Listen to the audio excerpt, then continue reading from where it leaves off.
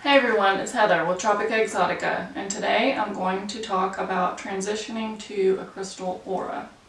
But before I get started, I just want to say thank you to everyone who's subscribed to my channel. I really appreciate it. I will be covering a lot of topics this year, but if there's anything in particular that you're interested in me talking about, please feel free to leave a comment below. So before we get started, I want to just talk about a couple things that I've experienced.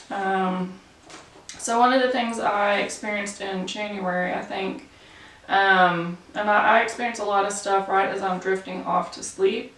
So one of the things that I saw was this kind of lime green net falling on me. I still haven't figured out what that is yet. Another thing that I experienced was some chimes in my ear right as I'm going to sleep. And it was kind of startling, so made my heart start beating a little faster. I'm still trying to figure out the best way to kind of understand these different things that we experience when we're starting to wake up. A lot of people, it seems that they know, they're able to talk to their spirit guides and kind of understand what's happening. I'm just not there yet, so I'm still kind of learning as I go along. One thing that I did find out recently, a while back, if you've been watching my channel, I talked about something that I've been experiencing, and I noticed it most of the time when I was like driving in my car on the highway, and when you see the blue sky, I would see these little white dots, and it would only last for like just a second, but they looked about the same size as stars. So recently, on social media, somebody posted a video of what I saw, and what they called it was air prana. So that was kind of exciting. And I don't really know too much about it other than, we know that prana is the energy, and so, this is just air energy, and I'm not sure why some people are seeing it now. It's actually been a little bit since I've seen that, but it was really cool to actually find out what I was seeing was actually called, so that was kind of cool. So now I'll talk about transitioning to the crystal aura. So when you start to wake up spiritually, you'll start to have a lot of different questions. Sometimes you're just questioning things that are happening in your life, how you're feeling. It may be that you start to have psychic experiences, or maybe, you met your twin flame and you have this interaction with somebody you're kind of confused about. So a lot of us will end up going to psychics to get some guidance, because a lot of times nobody in our lives really understands what we're experiencing, and so we really kind of have this kind of urgency. And so a lot of times as we go to psychics, they will read our aura. And the aura will basically tell you a little bit more about yourself. And for psychics, people that are, are a little bit more evolved psychically, they can see auras, and so they can read them really easily. And a lot of people you'll come across, they'll have different interpretations on the colors, so you really kind of just need to find somebody that you resonate with. Somebody that I really recommend is Pamela Aaralyn, and you can go to her website and she'll kind of talk about the different colors and how that kind of reflects for the person. But if you want to practice seeing your aura, what you can do is just stand in front of a mirror, and hopefully you have a back white ground. If not, you can maybe get a piece of white poster board and hang it up, and just kind of look around your body, maybe over your head or over your shoulder, and just kind of let your eyes unfocus, and then you might start to see colors. You can also just practice on other people if they have a white background. You can just kind of let your eyes unfocus and see if you can pick up on any colors. So for me, I have seen my aura just on a couple occasions, and I was not actually trying to. At one point, I remember I was writing in a notebook, and I had my hand on the notebook, and my eyes were just kind of engaged as I was thinking. I could see like a real dark blue, kind of indigo color, kind of cobalt blue. And I also saw that same color when I was in the bathtub, kind of around my feet. Again, I was just unfocusing my eyes, and I could see this kind of bluish color just around my toes. So let's talk about indigos and crystals. So these are a couple of aura descriptions that you may have heard about. So for me, what I've kind of gathered about indigos, I kind of consider them to be like the spiritual leaders. These are the system busters. I think that they question the status quo. I think that their outlook is that they don't really understand the current system that we're in. They don't understand, you know, us working at jobs that we don't really enjoy, or, you know, accumulating a bunch of crap, you know, just accumulating stuff, having these big homes. So I think, you know, right now there's probably some of them that are rebelling at the system, and they may be even refusing to work. So I feel like they're kind of just waiting for things to change.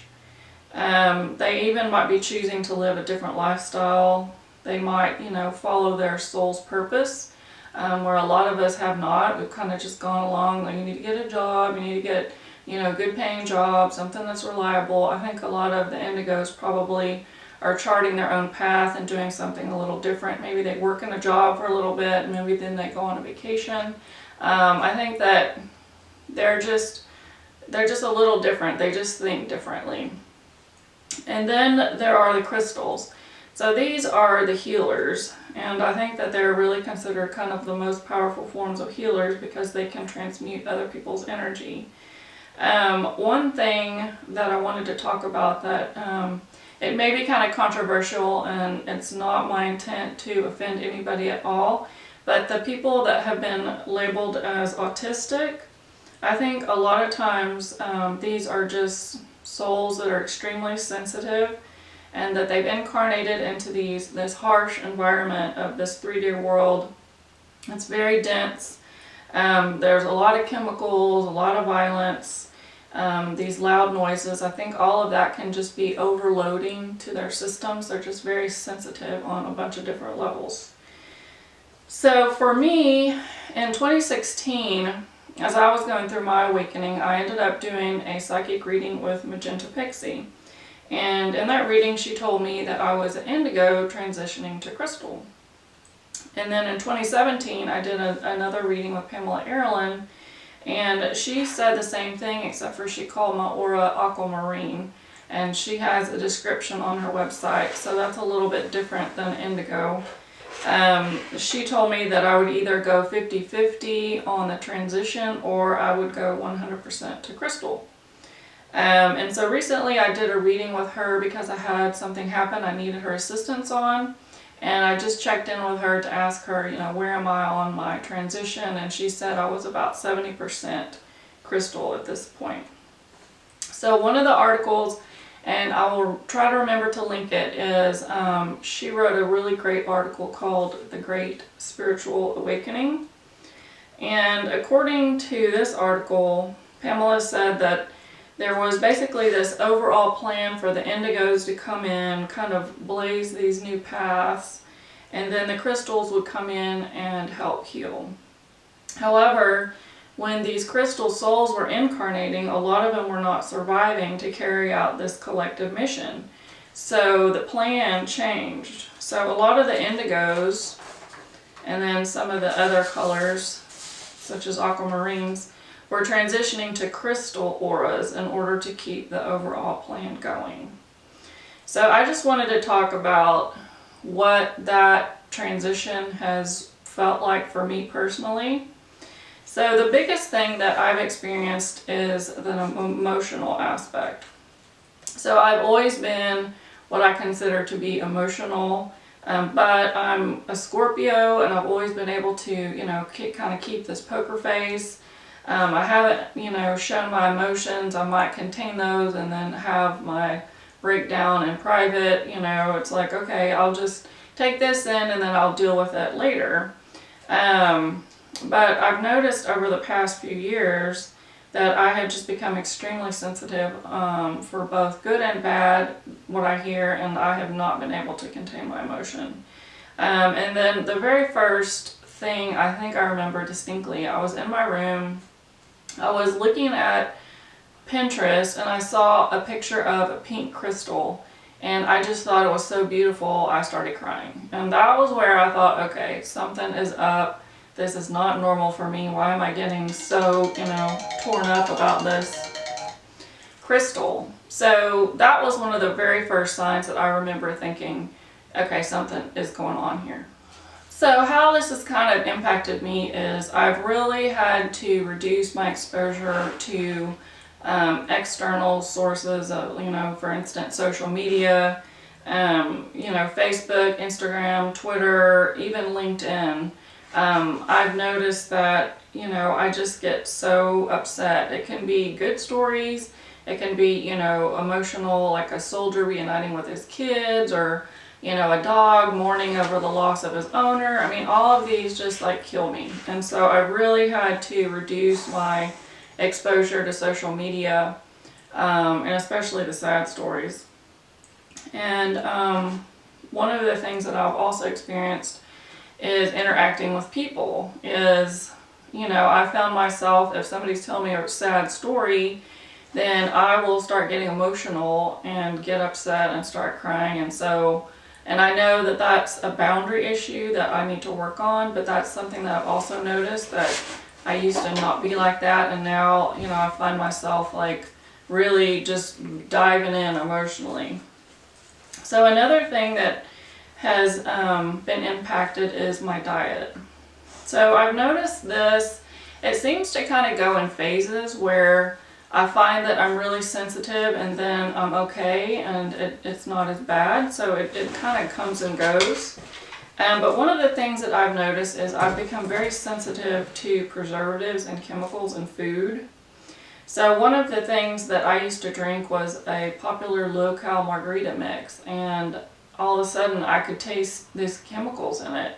It was some sort of preservative or something, and I couldn't drink it anymore. The same thing with creamers. All I taste is artificial flavors now. I can't use those. Even eggs. I've always bought organic eggs, and I've gone over to other people's house that don't use organic eggs, and again, I taste something in it. I don't know if it's chemical or what, but I can't eat that stuff. Even shredded cheese has tasted like plastic to me. I've gone through phases where meat like makes me gag. The smell of it, it smells like a dead animal, and I just can't stand it. Recently, I've really never been somebody who's avoided gluten. I think I can tell sometimes that there's certain types of breads that I've immediately felt tired and felt myself, kind of shutting down, getting brain fog, but I've never really avoided it. Recently I was trying this, it was like a, like a fake kielbasa meat or something like that, and it was like the first ingredient was gluten. And so I didn't realize that I was very sensitive to it, but apparently I am, and it was so painful, and I was literally out for several hours. My stomach I was just doubled over in pain from stomach pain. So I think just in general, as you raise your vibration, you'll find that your body will start rejecting certain foods, and so you really kind of have to navigate that carefully and find out what works for you. So another thing is I've become very sensitive to energy in general. Being in crowds has been really, really difficult. I cannot tolerate being in huge crowds. So what I do is I will go shop early, or I'll shop online, just in order to avoid being exposed to so much energy from other people. And I've also just felt the need to just kind of stay at home and be in my own environment. Being in nature, I have a really nice backyard, so I hang out there a lot of times, just because I feel like that's really what I'm needing right now for my own kind of peace. And in airports, I've had phases where, I almost feel like I'm about to have an anxiety attack because there's just too many people, and it just becomes overwhelming. And then also what I've noticed is I feel like it's not conscious, but it's almost like my energy is dictating what's going to happen. So, there are certain people who, it's like my energy will just reject being around them. It's like I can't. And it's kind of odd because it seems like it's very immediate, but I feel like you kind of start getting an alignment of your true self, and there's certain people that it's like you're like, nope, that isn't out, it's out of alignment with who I am, and so you just can't be around them anymore. Another interesting thing that I've experienced is clothing. So if fabric feels like slimy to me or itchy, there's some fabric, I bought some sweaters not too long ago, and there's a material in there that just feels really yucky to me. And I know a lot of people, they end up, as they kind of evolve spiritually, they might end up going towards more organic cotton clothing. I found that I have to have clothes that are comfortable, that are not irritating to me. Even certain styles of clothing get on my nerves at this point. I'm kind of going through these different phases of trying to figure out like what feels good to me. But you'll notice that you just get irritated. It's like, I don't know, I just can't do this anymore, you know. And then another thing that I'm kind of curious about, but I just had my car battery go out, and so I'm on my 3rd car battery, and my car is only 4 years old. So I'm kind of wondering if I'm not, you know, draining the batteries. I don't know. I mean, I have noticed, like with electricity, a lot of people can become more sensitive and they can make their electronics go haywire. But that's something that I'm kind of curious about that just happened. I have noticed if I've done some energy treatments, for some reason my kitchen light over my dining room table, it will start flickering, and so I've kind of practiced putting different crystals in front of me, and then it seems to help the energy. So that's one thing that you also might notice is, you know, maybe your computers might go haywire, or other electronic devices. So anyway, so that's it. That's all I have for today. If anybody is going through this transition, just know that you just have to be patient and kind of listen to your body and what your body's saying, and, you know, kind of get in touch internally and try to figure out, you know, what is working for you. I know it can be considered a difficult process, but you just have to kind of be patient and get through it. So thanks everybody, I appreciate it. Thanks. Bye-bye.